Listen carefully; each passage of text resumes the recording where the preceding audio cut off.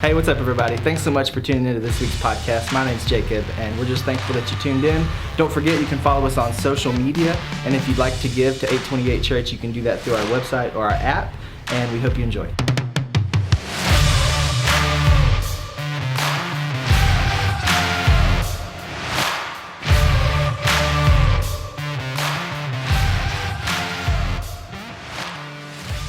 So today is the beginning of November. Can you believe it? It's November. I love November. First of all, I don't really care anything about the No Shave November, but I did notice Greg was participating in that as Sandy rubbed his cheek. And and some of you always do No Shave November, even when it's not November. Not so much that for me, but I just love this season. I love the holiday seasons. Somebody posted, hey, so now can I start listening to Christmas music? And I scoffed at that because I never stop listening to Christmas music. I've been listening to August Burns Red, Carol of the Bells, man, that jams. And I never stop. It's 52 days until Christmas, just so no one's confused. But Thanksgiving is a powerful time for us to consider all the things we have to be thankful for. And every year during this season, we try to do a series that specifically calls that out of us. I think last year, no, was it the year before last we did The Voyage? I don't even remember. Man, time flies. But this year, we're actually doing a series during the month of November called Do the Math. Now, I just lost some of you. I realize that. I hate math. That's what you were thinking. Others of you who have known me for a minute are thinking, how in the world is Ron, who frequently says from the stage, math is hard, because I have been known to say that. In fact, Jacob made me a customized graphic. My son who builds these graphics, he made me one that instead of saying do the math, blessing plus thankfulness equals generosity, mine just says math is hard. That snarky thing. That's what happens. Ha, ha, ha.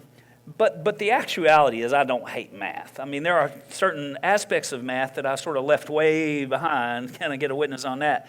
But when I was in school, you know, they always used to say, Mark, you'll use math the rest of your life. And certainly we know that that's true. Computations in the historical record go all the way back to prehistory, to antiquity. Before they were writing history down, they have stone tablets and carvings on bones of people doing some counting. You know, like all the way back then, they were doing the countdown to Christmas. As they got that on stone tablets and carved on bones. And that's not true because Jesus wasn't born yet. But it was other things like, I don't know what. They were calculating, but something. And then in about 3000 BC, it was the Babylonians and the Egyptians that actually made math a specific area of study. Yes, this is church. No one panic. I promise this is church. And they started putting together algebra and geometry because of the amazing advances they were making in construction and engineering. I don't use that math, to be honest. I do some math. My wife is actually a CPA. She does no math in her head, everything with a 10 key. But I enjoy some aspects of math. But the math we're talking about in this series is the truth of God's Word. Because there's some truth, right, there are equations, if you will, in regards to how life lives, that when we apply them make all the difference in the world. And they're immutably true. There are truths from God's Word that are just immutably true. In fact, the Bible, if we are honest, is full of math. Think about all the places where it tells us to count, like count it pure joy, or count, Jesus said, the cost. Before you go into battle or make a decision to do something, you better count the cost. You got to do a little counting. It's not complicated math. In fact, the title of this morning's message, Miss Juanita, is Simple Math. And then there are other more simplistic places where we could approach this from this metaphorical direction, like, for instance, forgiven, it will be forgiven you. I mean, there's just some things that are, again, immutably true. When we apply them to how our lives live, we're going to reap the benefit of that. The thing about math or a formula is if you don't apply it, it won't do you any good, right? You won't benefit from it. In fact, the Bible also is full of word problems. That's probably more what we see. Anybody in here love word problems? Most people hate them. Anybody love some word problems? Word problems, I think they can be kind of cool, like, you know, Jim got on a train going this direction at this speed, and what time did Jim arrive at usually it was what time did Bob arrive at the next station. Bob wasn't even on the train, teacher. Why are you trying to trip me up like that? That's just rude, right?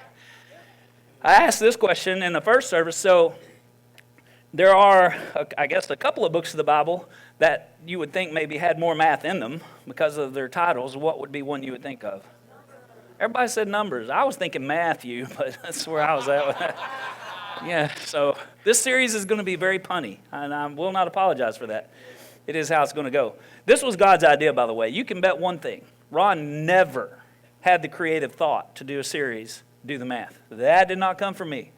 This is all Jesus. But when you think about Matthew, and especially Matthew 25, lots of word problems. Like, for instance, in the book of Matthew, Jesus tells the story of 10 virgins. 5 were foolish and 5 were wise. How many of them got to go into the banquet? Do the math. Those that were prepared, right? Or he tells the story in Matthew 25, another word problem.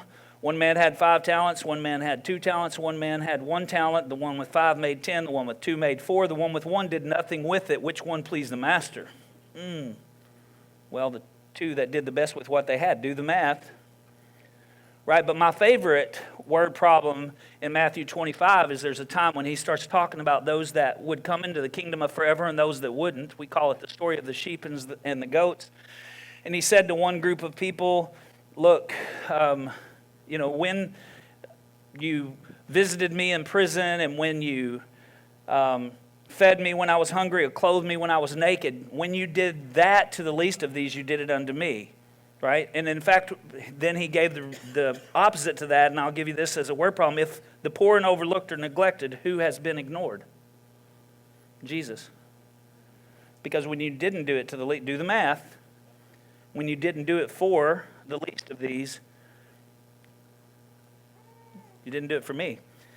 And another word problem from that, if the compassion train leaves the station without those who need it most, who will be left behind? Jesus. Woo, math. The thing about math, too, I said it already, but it's immutably true. Like, we don't get to change it. We can't say 2 plus 2 is 5 just because we feel like it. That's kind of how we try to live our lives. Now, frequently in this portion of the conversation, someone would say, yeah, you tell them, man. You tell those people out there. You tell those people out there that just because they think this doesn't make it true. And that's fair. I've had those conversations, but I'll give you a little heads up. God's talking to us today, not the people that aren't here, but the people who are here. So this is about us. This is about how we approach God's math. But just for your benefit and for the sake of understanding, I will admit to you that we live in a culture that would love to change the math and expect us to do that too. Right? I get that. In fact, years ago, I was having a conversation. I've shared this story often with a young lady. We used to do this thing at Louisiana Tech when we were doing university ministry there called a contact table. And we would set up a table. And some of our students and student leaders and staff, we would hang out. We would basically work shifts at this table, John. And we did it. It was more of a living poster. The point was just to engage with people as they walked by. We would have some giveaways, or we might have a question of the day, which was usually pretty provocative. But in that university context, that sort of free speech, I get to think what I want to think kind of space, it created a lot of engagement. And there was one young lady that was from Columbia that used to come to our student ministry center a lot because on Fridays we did this thing called Free Food Friday, which was, free food on Fridays. And we especially reached out a lot to international students, so she hung out with us a lot. In fact, we met her the first day. I remember meeting this young lady.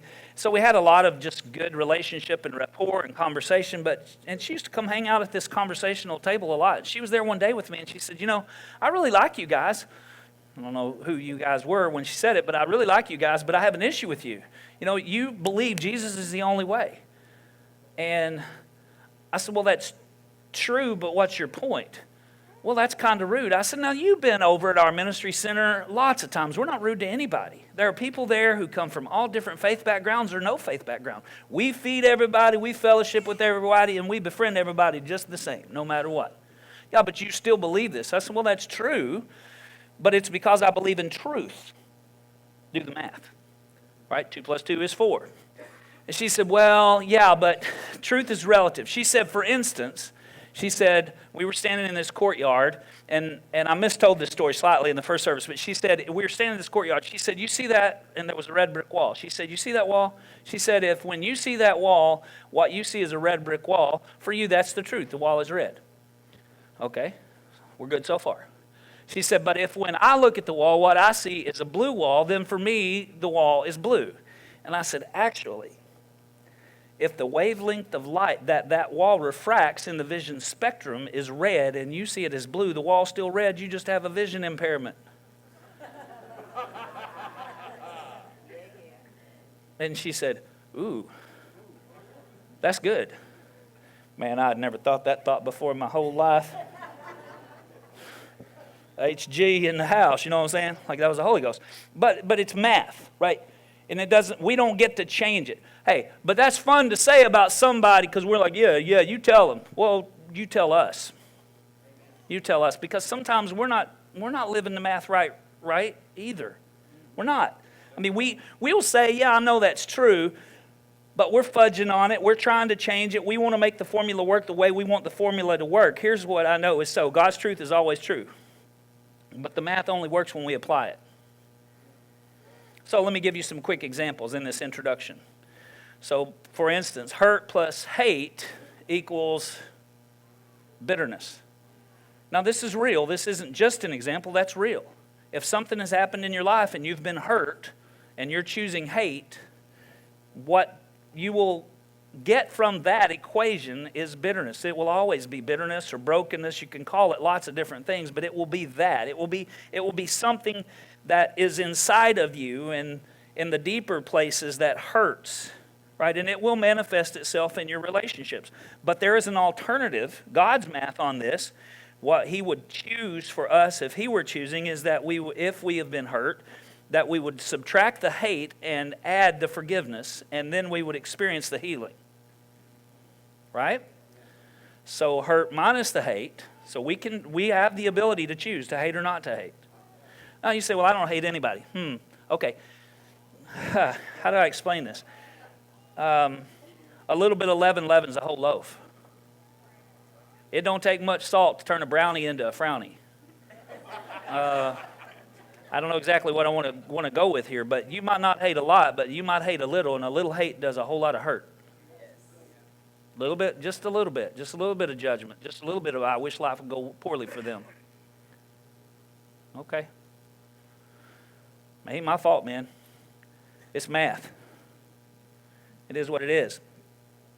And there's health in it, actually. The truth is we feel like we can't do the math. I mean, that's where we land on this.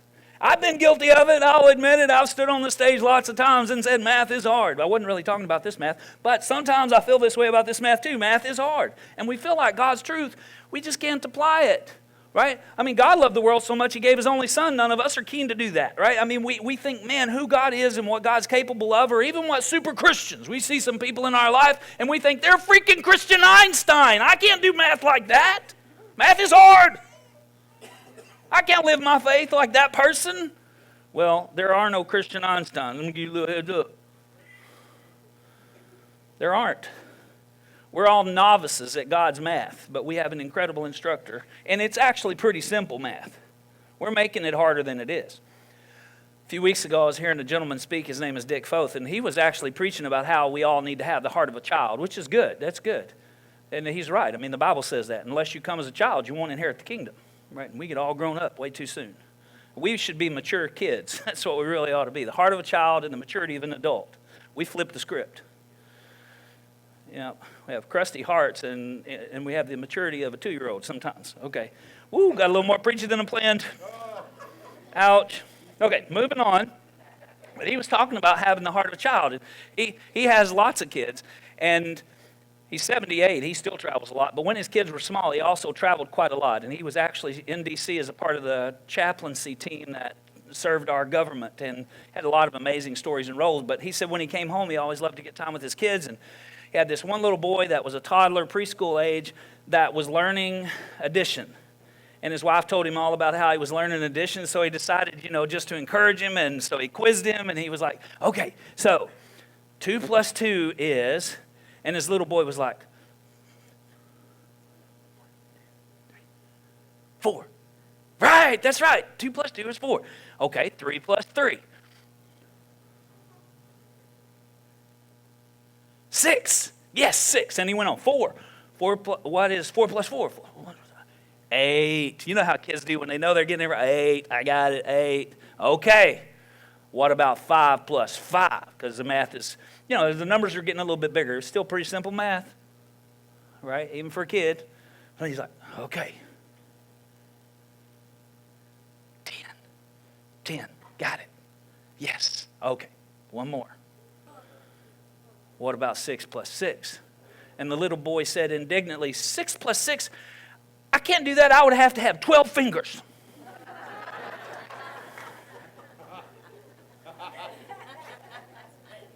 We think we can't do the math. You just did the math, man. It's not that hard. And the truth is, miscalculations are costly, right? I mean, there are some relational, like God-centered calculations. We really need to refer to the textbook and see what he says and then pray about how to kind of work that out, and he'll help us with it. He's awesome to be, okay, work this is where that goes, right? And he'll help us do the math if we'll let him, because there's some things that matter. Another fun exercise, so if I were to ask you, what are some calculations you can't afford to get wrong? What might some of those be? I had a couple. What? Someone said? Huh? Faith plus grace. So you're going all spiritual, and that's good. No, that's perfect. I should have known Sharon would faith plus grace. So I'm thinking about empirically, like some things right now, and I'm going to get to that. You've been reading my notes. I was thinking of bungee cord. Sorry, I'm not as spiritual as you are. Because, like, if you're bungee jumping, you want to know who measured the cord. Am I right? Shoot short. Okay, that worked better than the first service.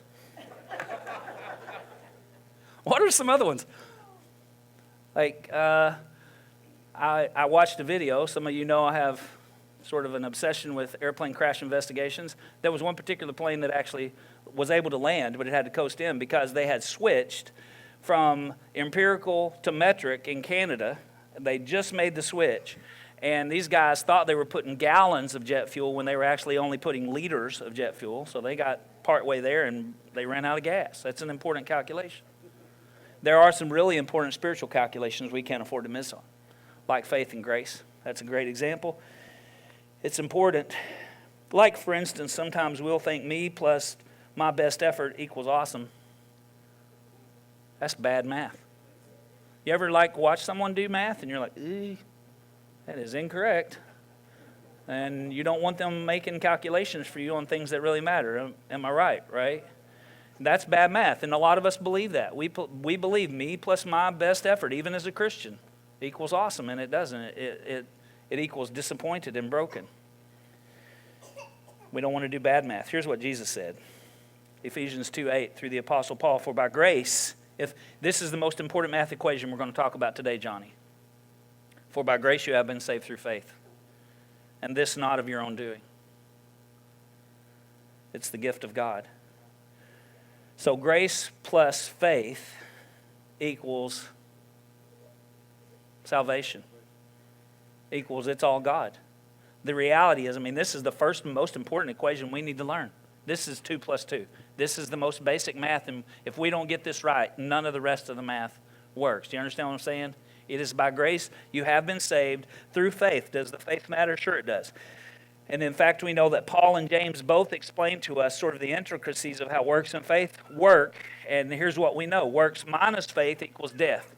So if we just had works and we don't have faith, we won't attach ourselves to grace, and we will die. Eternally, we will die. However, faith minus works is dead. So that's dead faith. It's ineffective and unfruitful faith. So we also got works to do. We shouted that out at the beginning this morning. Thanks again for using your hands and your hearts. There's some things we get to do. We even get to participate in our own faith life by making godly choices. And sometimes there's a little bit of work involved in that. But it wouldn't work without the grace. And we attach ourselves to grace by, anybody want to help me here with this equation? By faith. Believing in who God is and what God can do. Believing that God is big enough to make the math work. Faith plus works, because of grace, should have added that in parentheses, parenthetically equals life, because works without God is wasted effort. Which begs the question, I got a math question for you. How are you with Jesus today? Because he's the most important factor in every equation. How are you? You'll see that when we get to the end. Man, thanks for tolerating this most unusual metaphor I've ever used in my entire preaching life. Math, who knew? But here's what I also know. So we just finished up a series on trust. And I had said to you, one of the hardest things for me as a preacher that consistently does series is that it feels like when we finish one, we just move on from it. And I know God's doing something in us and in our church family in regards to trust. He's doing something in us and in our church family in regards to trusting Him as Lord. So we've been on that a lot. Okay, so don't move away from that. That's always and forever, all right? Trusting Him as Lord. And here's what I believe about trust, just to connect that series to this series. I really believe that trust is like learning your multiplication table. Like when we learn to trust, we can do more math more quickly. You know what I'm saying? Like when you're a little kid, when you go from simple addition and you actually get to learn a table. Like it's a table. Like you get to learn the table, and it makes it, you can do it. And there are some things we just need to remember. Like my God is faithful. And that He will do exceedingly abundantly more than we can ever think or ask. And that He will never leave you or never forsake you. You need to learn your times table. There's a place to trust. You just start to put that word inside of you and know, and you default to it when life goes hard. When you need to do some math, you need to know your times table. And we're going to do that in this series. We're going to work on our times table. Right? I know. So crazy. We might just have to write a book, church, because there's a lot in this. When's the last time you reviewed your times table? Because if you don't know the multiplication, you might get befuddled by the math. So we're just coming out of the trust series, and I just spent a week with my mom. I mentioned a minute ago, who had a stroke on Monday. I'd gone home a few weeks ago to be with Mom for her birthday because I was very concerned about her health, and many of you have been praying in this church, and I appreciate that. You guys have come up and said, hey, how can we pray for your mom? And man, how strategic did that land up being? But, she had the stroke on Monday. I get a call from my brother. She had fallen, so she was actually trying to get back in her power chair, and she just didn't quite have the strength, and so she fell on the floor. And my brother was working in a different town and called a pastor friend that lives across the street from her and said, Mom's not answering her phone. Can you go check on her? And he could hear her yelling out for help. I mean, it was a dire situation. Thankfully, she was still able to yell out, and he would have, I'm sure, gone in anyway. But in the middle of all of that, so on Monday and Tuesday, she was just in incredible pain, and she struggles with a lot of pain. But when she got there, because of their uncertainty about what was going on with her, they took her medicines away. And so it was kind of a litany of different difficulties, we'll say it that way, that kind of hit her all at once, and took them a couple of days to figure out that it was a stroke. And anyway, but in that, she was just in incredible pain, and I've seen this woman in incredible pain before. She has had several back surgeries. She had a cage put in her back to try to make it strong and got an infection. They had to take it out. My point in that is just that she has a lot, and she just carries on with such joy. It's just always been an amazing testimony. I'm not making stuff up about my mom. I got some grumpy family too. She's not one of them. This is true, completely true. She's that lady. Like when I was home with her a few weeks ago, she was in the kitchen. She's in her power chair, and I'm trying to do everything for her, Chris, but she's very independent. And she's in the kitchen singing "'Tis So Sweet." I mean, we were singing that a few weeks ago. She's just in there getting up and out of her chair. "'Tis so sweet to trust in Jesus." Who are you? I've known you my whole life, and you still amaze me with this joy thing you got working here. The joy of the Lord is my strength. That's my mom, and then she's having a stroke, or had this stroke, and she's struggling, understandably, with her coherence. And they weren't sure who she knew or what she knew, but she was in the bed pulling herself up against it, and she just kept saying, "Help me, Jesus. Help me, Lord." And I thought it was amazing that in the middle of her losing a lot of her capacity with the stroke for a bit there to know exactly everything that was going on or why, she never forgot who to call for help. She's really good at math. I know where to go for help. I don't know the answer to all these questions, but I know 2 + 2 is 4. I mean, and when you trust, somehow it multiplies your ability to do even difficult math. And then I got there on Thursday, and Thursday evening she was still in dire straits, but within about a half hour, and this has nothing to do with me, I just caught a break on not having to see so much of the suffering, but she was pulled against the bed, still calling out to God, and then she started to get better. And 11:30, she had some pain medicine, and she was pretty coherent. She was good, knew me exactly, and she had a really good day in terms of regaining some of that. And at 11:30, though, she told me, she said, I am really dreading this night. because I'm already starting to hurt a lot again. But she was making full sentences, and that was amazing. I was like, wow, I'm crying over that, but I understand she's really, and so I stayed with her in the hospital that night. Everybody else went, and I was sleeping on that little thing in there. And I said, well, let's just pray. And so we prayed. We did the math. God, you're able. And there's going to be grace for this night. And I always pray this prayer over her whenever I FaceTime her. But God, I just pray that your presence would settle in this room and it would make it like a sanctuary of peace. Everybody's been praying, so it wasn't my prayer. I'm not trying to say that at all. But I'm just shouting out the miracle. She slept 8 or 9 straight hours. I woke up every time they came in to take her blood pressure or something. And she slept like a rock. Right? And then the next day, she was able to sit on the side of the bed, and they're going to move her to rehab. And she has a pain doctor. I just have to tell you all this story. His name is Buchia Garlapati, right? I mean, he was named in India, so I'm sure it's not a problem in India, but it's a tough name to have in the States, right? In an English-speaking world, Garlapati. And so we're having to give his name to the rehab nurse that my sister's on the phone with, get her checked in for the rehab she's going to move to. And we're trying to figure out how to spell Garlapati. I'm trying to look it up. I called my brother. I said, he takes her to the pain doctor. He said, I call him Dr. Butch. I don't know. I can't spell Garlapati. And my mom, who's been, she was in and out. She's been over there just like with her eyes closed, and she went, Garalapati, Garlapati. My sister said, well, we just got that from the stroke patient, so. She didn't learn that in a day.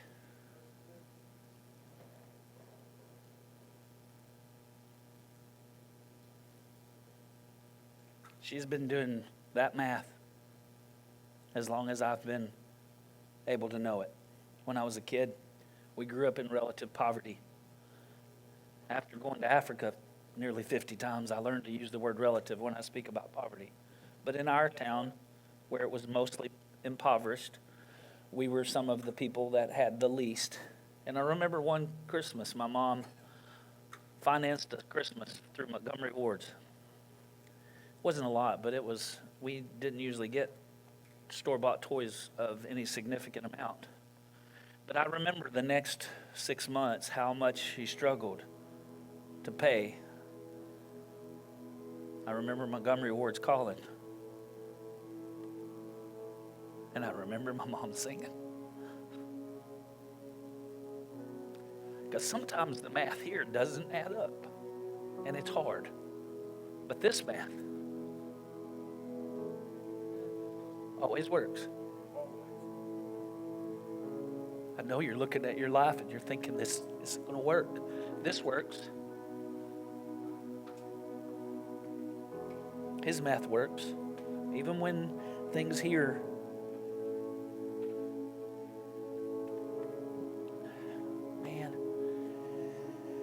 Chad, see if you can hand me my phone.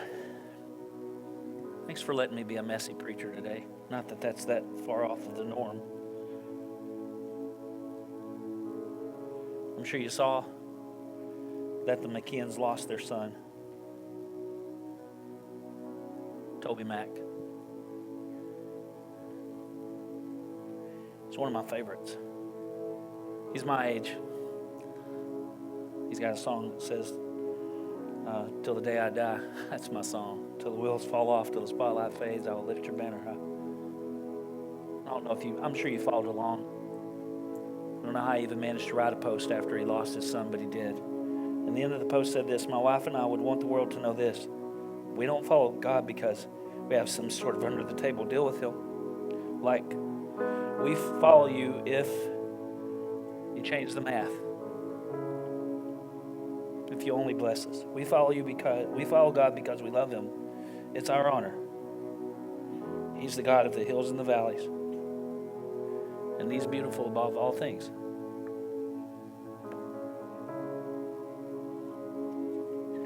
That math works. Trouble plus trust equals testimony. Triumph. even if it's in eternity. Mom was ready. She sure didn't want to stay here hurting. We're having a little bit of issue with her pain medicine. They weren't going to give it to her because they didn't have, it's a long story. There was a clerical ball that was dropped when she got moved to the rehab, and I had to give her night meds, even though that's against policy. It was what she was prescribed, but I don't usually do that. It's not my thing.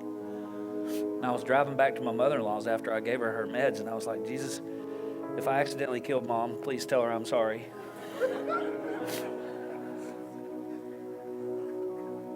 But I know she's not mad.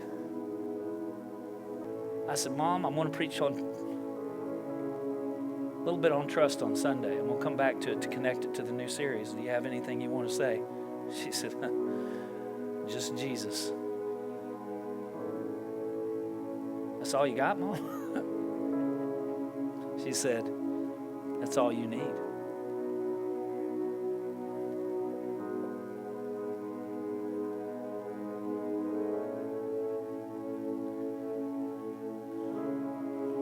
Do the math.